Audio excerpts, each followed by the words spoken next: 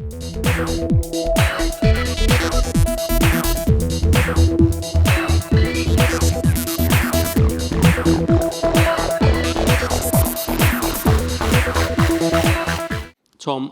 what is a micro job? What does micro-specialization mean when it comes to the future of work? Well, the phrase we use is hyper-specialization. What we mean is that a lot of jobs that are today done by a single person will in the future be done by a number of people doing highly specialized pieces of what used to be one job. So we've seen this story before. Starting a couple of hundred years ago, we saw this story in the rise of factories and industrialization in general. Adam Smith talked about it. The division of labor that we saw has come to be a source of a great deal of productivity and improvements in many aspects of our lives. Even though not everyone would say that every bit of it is good, I think on the whole most people would agree that the net effect of this division of labor has been positive. I think we're now on the verge of seeing a whole new wave of this kind of division of labor, not just in physical work like we saw in factories, but in knowledge work. Because it's now possible for the first time in human history to send almost any kind of information, almost anywhere on the planet, almost instantly and almost free. So what that means is that we can now have people doing highly specialized pieces of some broader kind of knowledge work with global economies of scale at almost any point on the planet. Now give me a sense of how this has raised productivity over the last few years obviously in the manufacturing sector, and how it might continue to raise productivity in the knowledge economy. How is this working? And I want to give me some companies that are doing this, some organizations that are doing this. So in the manufacturing sector, it's not just the last few years, it's the last few centuries, and we've seen orders of magnitude improvement. Even Adam Smith wrote about 20-fold improvements in the pen factory when they separated the work of one person making pens into about 19 specialists doing pieces of it. I think in knowledge work, we're just seeing the beginnings of it. I don't think we have good statistics yet about what it will mean, but there are some companies that illustrate what's possible. One of my favorite examples is a company called Topcoder, which develops computer software, but not by having one software developer do the whole process. They break the task of developing software down into a lot of specialized pieces. One group of people will just specify the requirements more precisely. Another group will come up with an overall architecture for how the pieces of the software fit together. And then other people will do each of those pieces separately. Still others will put them back together, and still others will search for the bugs and fix the bugs that they found. So when I'm writing my articles for The Economist, I'll lay down a few notes, send off the semicolons to India, the commas to China, the adjectives off to Finland, and then somebody will put it all together. Isn't it the case that knowledge work, very, very differently from manufacturing work, requires an organizing intelligence to put it all together, and that most of the value added from knowledge work comes from the ability to see and make connections, and it's more difficult to see and make these connections when you're hyper-specializing? I agree that much knowledge work requires an organizing intelligence, but also much knowledge work can be done by people who aren't the ones providing that organizing intelligence. You used writing as an example of something you thought was impossible, but let me give you a provocative example with writing.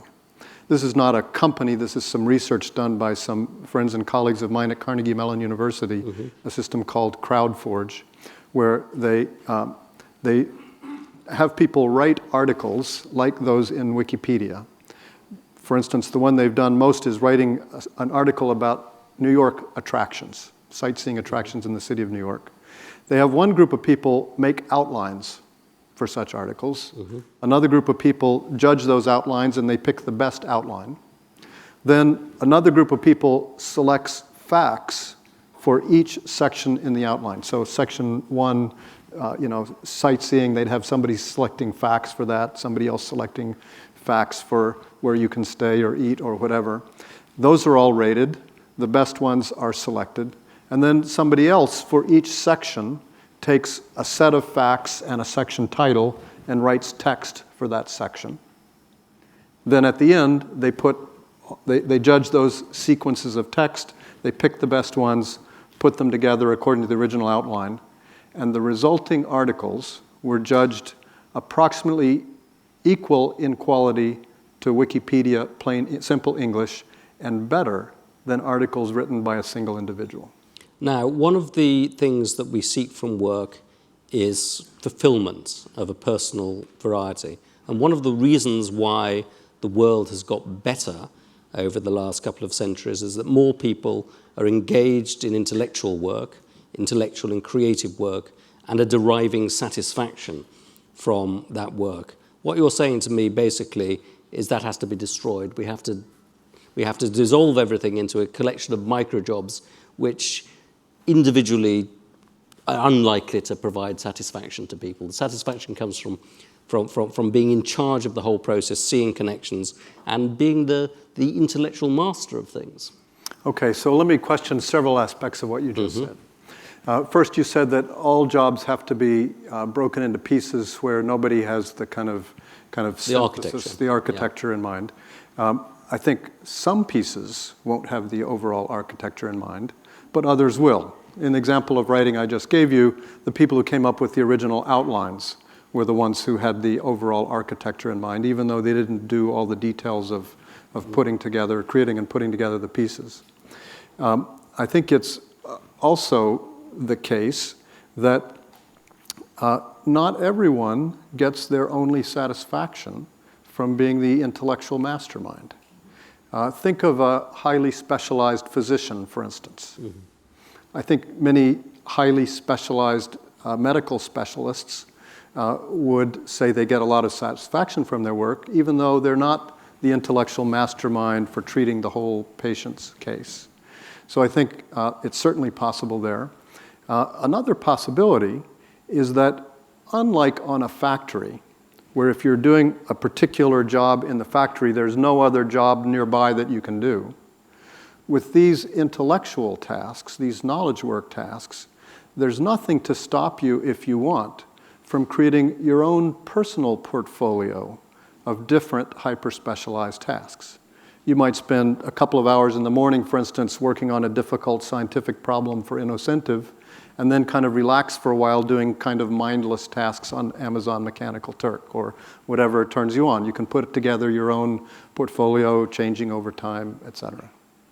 In fact, to give you one more kind of provocative claim about this writing, I didn't think in advance about the fact that I was going to be on stage with a writer, but I consider myself a writer as well. So let me give you a possibility that may be provocative for both of us. And that is, in today's world, it's extremely rare to see clothing or furniture that's made by hand. Nearly all of it is produced through some kind of industrialized process. It seems possible to me that 10, 20, 30 years from now, it may become almost as rare to see writing that's done by a single individual instead of being produced by some industrialized text creation process. So what do you think about that? I'm a Luddite when it comes to writing, I must say. The other thing I wanted to ask you about is innovation. Again, innovation is, in order to have innovation, it strikes me that you have to, again, be able to synthesize things, to put things together, to exercise leaps of imagination, to turn things upside down. When you have this hyper-specialized division of intellectual labor, don't you have lots of people crawling around the frontiers with a magnifying glass, but not being able to use a telescope to see everything and how it fits together? You have some people crawling around with magnifying glasses, but you have others with telescopes. In fact, one often unrealized point here is that some of the hyper-specialists are going to be hyper-specialized in coordinating the work of the other hyper-specialists. In a certain sense, they are a kind of generalist, but they are hyper-specialized in only the masterminding, the architecting, the coordinating of the work done by others. So those people would still have the kind of fulfillment that you said you found appealing. I think it's also the case that when you've routinized many aspects of a task, you've actually made it easier to innovate at a different level. If I don't have to learn for myself all the details about how to make some physical object or intellectual object, but I can just kind of be creative and innovative at the higher level using all those things as pieces, that may actually increase my personal and our societal ability to innovate more rapidly. Now, we've talked about the application of the principle of hyperdivision of labor to the manufacturing sector, to the knowledge economy. What about the service economy more broadly? Is that something that's amenable to the creation of these micro jobs, or if you're a haircutter, do you have to be in charge of the whole thing rather than just bits of haircutting? Well, there are different kinds of service. Some kinds of service are physical. So cutting hair is an example. The example of surgery that we were talking about backstage a few minutes ago is another example of a physical task that in that case could be highly specialized. But there are many kinds of service that are essentially knowledge work. Tax accounting, law, et cetera, journalism, research, all kinds of things, a lot of high-tech design. Those are essentially knowledge work tasks that are a kind of service. And I think they are potentially susceptible to this kind of hyper-specialization. Do you think we've had a period in which there's actually been a reluctance to apply this logic of the division of labor to the knowledge economy, because perhaps it's been dominated by cartels, perhaps it's been dominated by professional guilds who want to stop that happening? It's possible. That may well explain part of it. I think it's also easy to underestimate the difficulty in changing complex organizational societal things. The technology that we're talking about when we talk about the cheap communication technology has really only existed for 15 years or so. Yes. The internet has been widely and cheaply available for about that amount of time. That's a very small space of time in the evolution of human societies and organizations. So even if all the technological pieces had been completely in place 15 years ago, which they weren't, it would have still taken a while for us as organizations to figure out how to take advantage of them. So we're very much at the beginning of this process. I mean, it's very early stages for a lot of knowledge work. Yeah, I think it's happened to some degree already even before the internet. But I think we're on the verge of a vastly increased sort of progress in this dimension. I'd love to get some questions for Tom about this fascinating subject. Yes, hello. Oh, hello. Yes.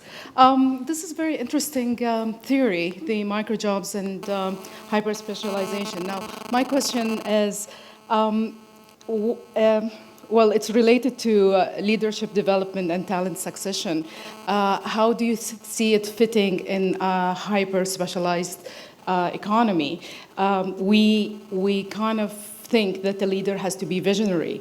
So how do we develop a hyper-specialized staff to go up the ranks, develop himself, so instead of seeing in details and to have this focused kind of vision, to become a generalist and can see the big picture and help the organization? Yeah. That's very interesting question. Yeah, it's a very good question. I think there are multiple ways this could happen.